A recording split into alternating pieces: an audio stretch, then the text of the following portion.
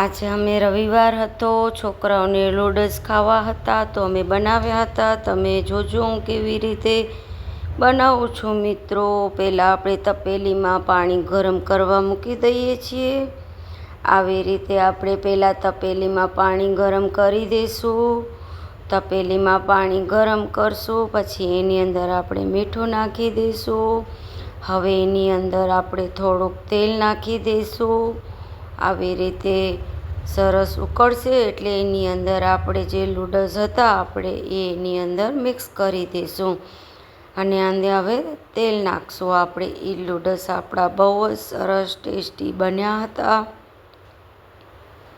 હવે અમે એની અંદર તેલ નાખી દીધું છે, મીઠું નાખી દીધું છે. સરસ એને ચમચાથી આપણે ચલાવતો રહેવાનું છે. હવે આ ઉકળવા લાગ્યું છે.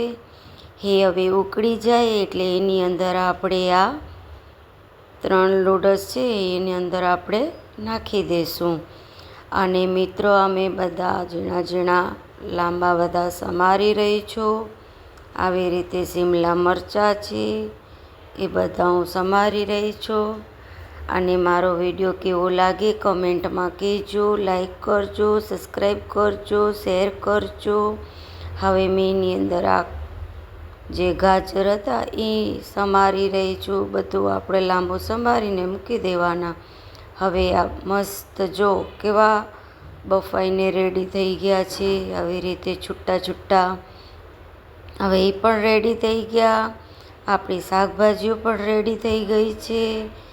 મેં આ શાકભાજી તમને બતાડું છું. એની અંદર આ જે લસણ છે, લીલા મરચાં, અદરક, કાંદા, લીલા કાંદા, આ કોબી, પછી શિમલા મરચાં, ગાજર એ બધું નાખીને હવે એનો આપણે વઘાર કરશું. હવે આની અંદર આપણે તેલ નાખી દીધું છે. તેલ નાખે એટલે પછી ગરમ થાય એટલે આપણે આગળનો પ્રોસેસ હું તમને બતાડું છું. આમાં કાંઈ એડિટિંગ નથી કરી. હવે એની અંદર મેં પહેલાં લસણ નાખી દીધું છે.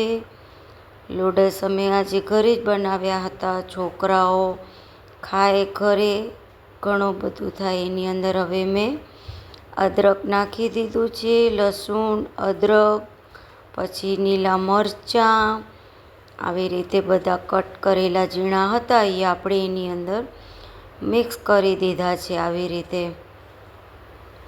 અને મિત્રો બધા ધીમે તાપે જ કરવાનું છે, બહુ ફાસ્ટ નથી કરવાનું. એની અંદર મેં હવે આ કાંદા મિક્સ કરી દીધા છે.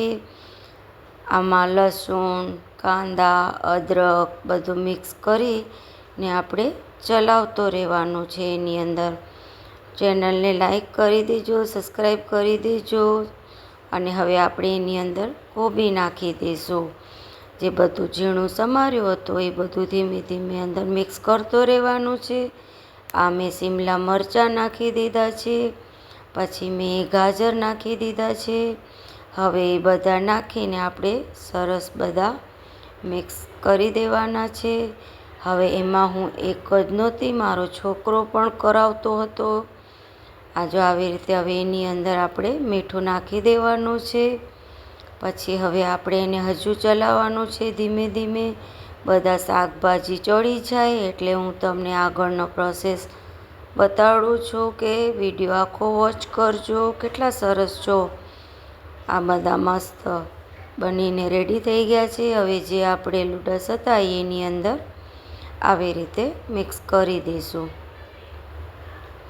પછી એની અંદર હવે આ સોયા સોસ આપણે નાખી દઈશું. એ સોયા સોસ નાખવાનું આવી રીતે સરસ. પછી આપણે જે આ કેચઅપ છે રેડ કલરનું એ નાખી દેવાનું. અને આ આપણું બ્લેક કલરનું હતું એ તમને મેં કીધું. બધું મિક્સ કરી દેવાનું. શેઝવાન ચટણી હતી.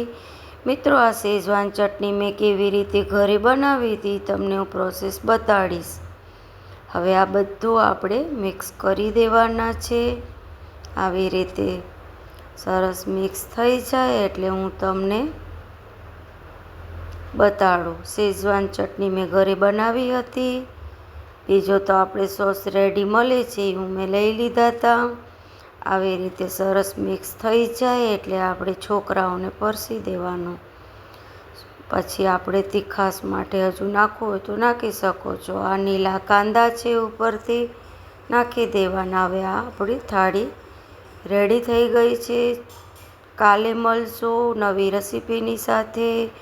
ચેનલને લાઈક કરજો, સબસ્ક્રાઈબ કરજો. હવે છોકરાઓને આપી દઈશું. જય માતાજી મિત્રો.